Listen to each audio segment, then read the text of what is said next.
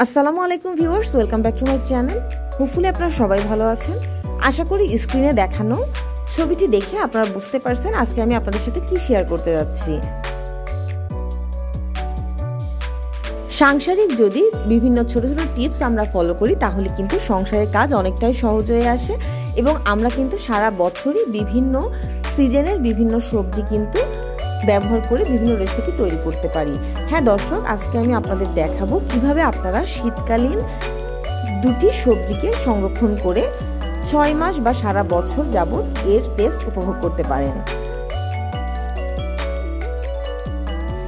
এখানে আমি Ziploc bag নিয়ে নিয়েছি। আজকে আমি বাঁধাকপি এবং গাজরকে সংরক্ষণ করে দেখাবো। প্রথমে আমি দুটি বাঁধাকপি নিয়েছি। বাঁধাকপিটিকে খুব ভালোভাবে ধুয়ে আমি এর ওপরের একটি খোসাকে ফেলে দিয়েছি। এবার বাঁধাকপিকে আমি বিভিন্ন সাইজে কেটে নিচ্ছি।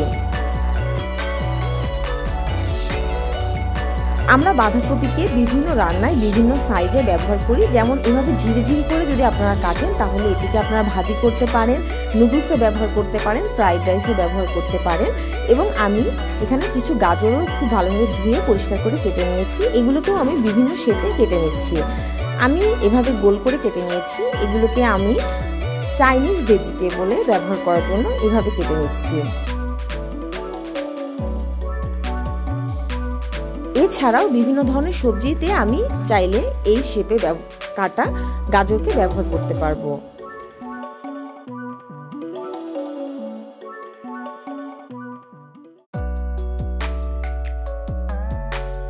কিছু বাঁধাকপিকে আমি এভাবে কিউব করে কেটে নিয়েছি, সেগুলো আমি সবজিতে ব্যবহার করতে পারবো। আমি কিছু গাজরকে কিউব করে কেটে নিয়েছি, সেগুলো চাইলে আমি পোলাও রান্নার সময়ও ব্যবহার করতে পারবো। আপনারাও এভাবে প্রয়োজন অনুযায়ী বিভিন্ন শেপে সবজিগুলোকে কেটে জিপলক ব্যাগে জিপটি খুব ভালোভাবে লক করে সারা বছরের জন্য ফ্রিজে সংরক্ষণ করতে পারেন। জিপলক ব্যাগে এভাবে আটকিয়ে আমি ডিপ ফ্রিজে এগুলোকে সংরক্ষণের জন্য রেখে দিচ্ছি।